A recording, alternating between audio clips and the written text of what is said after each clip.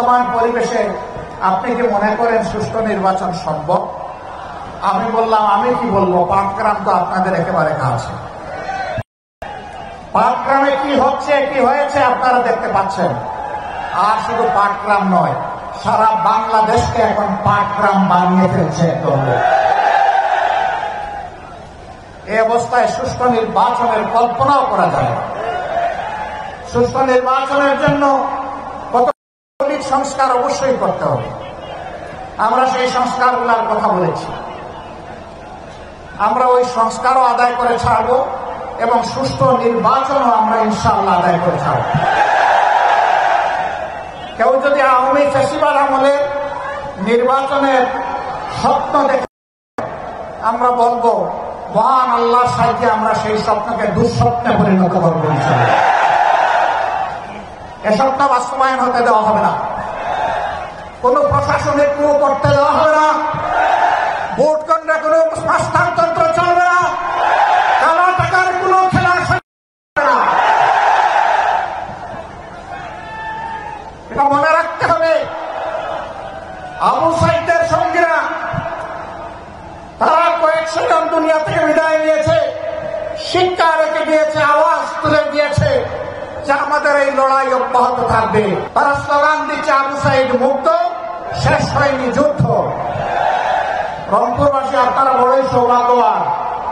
বিশাল আন্দোলনের iconic person আপনাদের বুকের সঙ্গে আবু সাইদ।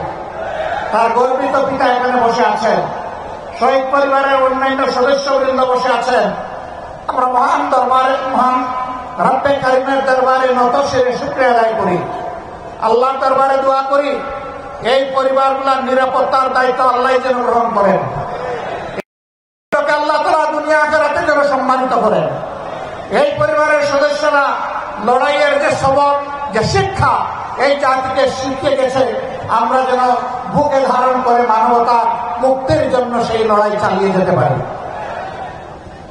আবু সাইদের সঙ্গীরা, তোমরা জেগে উঠো আরেকবার।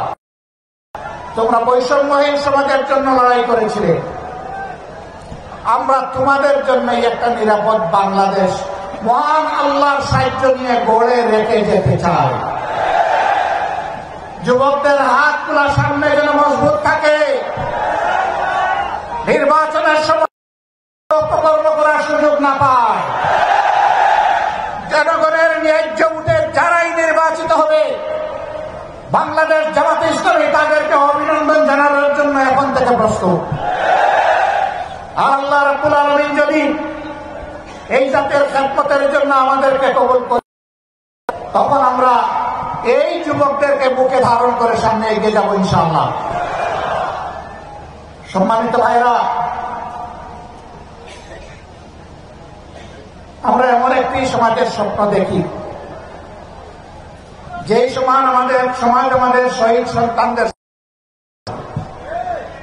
যেই সমাজে কোনো বৈষম্য থাকবে না, যেই সমাজে জাতে পাতে ধর্মে দলে কোনো বিভক্তি থাকবে না, যেই সমাজে দেশটাকে জাতিটাকে ভাগ করা হবে না, গোটা জাতিকে ঐক্যবদ্ধ করে দল মত জাতি ধর্ম নির্বিশেষে সামনের দিকে এগিয়ে যাব। 54 বছর যারা সংখ্যালঘু নির্যাতন বলে মায়া কান্না করেছিল, আমি মহান রবকে সাক্ষী রেখে বলছি, সংখ্যালঘুদের সম্পদ এরাই ডাকাতি করেছে। আমরা এদেশে সংখ্যাগুরু মানি না। এটা বলে বলেই তাদের ক্ষতি 12টা বাজানো হয়েছে, ক্ষতি সাধন করা হয়েছে। এই দেশের মাটিতে যারাই জন্মগ্রহণ করবেন তারা সকলেই বাংলাদেশের সমমর্যাদার গর্বিত নাগরিক। আমাদের কনস্টিটিউশন, আমাদের সংবিধান সকলকে সেই অধিকার দিয়েছে। আমরা কথা দিচ্ছি, আমরা সংবিধান বাংলাদেশের জনগণকে যা দেবে তার আমরা পাহারাদার হব ইনশাআল্লাহ। বড় মালিক হয়েছিল রাষ্ট্রের, আমরা সেবক হব জনগণের ইনশাআল্লাহ। আমরা মালিক হওয়ার স্বপ্ন দেখি না। আমরা নির্বাচনে কিছু বিষয় আপনাদের জাতির সামনে উপস্থাপন করব। সে বিষয়গুলো সব এখনই আমরা খুলাসা করতে যাচ্ছি না। আশা করি প্রিয় জাতি বুঝতে পারবে বাংলাদেশ জামাতে ইসলামী আগামীতে কি ধরনের সমাজ গড়তে চায়। আমরা শুধু এতটুকু বলতে পারি, রাসূল করিম সাল্লাল্লাহু আলাইহি সাল্লাম যেই সমাজটা করে দুনিয়া থেকে বিদায় নেওয়ার আগে বিশ্ববাসীর সামনে ঘোষণা দিয়েছিলেন, আজ বিশ্ব সম্প্রদায়ের কাছে এমন একটি সমাজ উপহার দিয়ে যাচ্ছে, যেই সমাজে ইয়েমেনের সানা থেকে মরক্কোর হাজারামাউত পর্যন্ত ৩৫০০ মাইলের রাস্তা, বয়স্ক যুবতী তার সমস্ত সংখ্যা নিয়ে একা একা সফর করবে, কোন জালিমের চোখ তার দিকে তুলে তাকানোর সাহস করবে না। মহান রব ছাড়া কাউকে তার ভয় করার প্রয়োজন হবে না। সেই দেশ আজকে বিশ্ববাসীকে উপহার দিয়ে যাচ্ছে। আল্লাহর নবী মুহাম্মদুর রাসূলুল্লাহ সাল্লাল্লাহু আলাইহি ওয়াসাল্লাম তিনি আর ফিরে আসবেন না, কিন্তু তিনি তার অগণিত উম্মত দুনিয়ায় রেখে দিয়েছেন। আমরা সেই মদিনার ছায়ার আলোকেই খেলাফত আলা মিনহাজুন নবুওয়া এই বাংলাদেশে আমরা দেখতে চাই। খেলাফতের নাম শুনলে, শরিয়ার কথা শুনলে অনেকে গায়ের লোক খাড়া হয়ে যায়, কারণ তাদেরকে শোনানো হয় ঘর থেকে বের হইতে পারবা না, মন মতো পোশাক পরিচয় তোমরা পড়তে পারবা না, এবং তোমরা যা ইচ্ছা তাই বলতে পারবা না, করতে পারবা না। লোকের বশবর্তী রাষ্ট্রের ধন চুরি করলে তোমাদের হাত জায়গায় থাকবে না। যদি তোমরা কোন পরনারীর ইজ্জত লুণ্ঠন করো তাহলে তোমাদের জীবন রক্ষা পাবে না। এই কথাগুলো তাদেরকে শোনানো হয়, সঠিক, কিন্তু কেন, কিভাবে?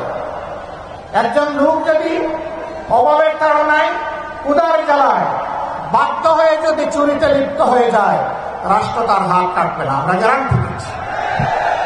আগে রাষ্ট্র তার পেটের আগুন নেভানোর চেষ্টা করবে, তবে তাইলে এখন জায়গার মতো করে চলবে না। ওই রাষ্ট্র পর্যন্ত বর্তমান সংবিধান অনুযায়ী দেশের নিয়ন্ত্রণ এবং আইন শৃঙ্খলা সরকারকে রক্ষা করতে হবে। প্রিয় ভাইরা, জায়গায় জায়গায় আমরা দেখছি, সাংবাদিক বন্ধু দ্বিতীয় প্রশ্ন করেছিল, দেশে বিভিন্ন মব হচ্ছে, আপনারা এগুলা সমর্থন করেন কিনা? আমরা বলছি মব কোন নতুন কাল বাংলাদেশে ৭২ সাল থেকে এই মব চলছে। ৭২ সালে স্বাধীন বাংলাদেশে নারীদের স্তন কেটে মালা বানিয়ে গলায় পড়েছে এমন কুলাঙ্গার এখনো বাংলাদেশে জীবিত আছে। সে নারী যেই হোক, সে আমার মা, সে আমার বোন, সে তার স্তন কাটানো দূরের কথা, তার ইজ্জতে হাত দেওয়ার অধিকার আমার আল্লাহ কাউকে দান করেননি। সেগুলাকে মব ছিল না? জীবন্ত মানুষকে কুচিয়ে কুচিয়ে ব্যানর দিয়ে ক্যামেরার সামনে, মুভি ক্যামেরার সামনে হত্যা করা হয়েছে, সেগুলাও মব ছিল। তাই বলে আমরা সমর্থন করব না? সমর্থন করার প্রশ্নই উঠে না। কোন নাগরিক নিজের হাতে আইন তুলে নেওয়ার এখতিয়ার রাখেন না। রাষ্ট্রের বিদ্যমান আইন, সে যে আইন হোক, সেই আইনের ভিত্তিতেই বিচার হবে যদি কেউ অপরাধ করে থাকে। অপরাধের বিচার করার দায়িত্ব জনগণের নয়। বিচার বিভাগের, সরকারের পক্ষ থেকে বিচার বিভাগ এবং সরকার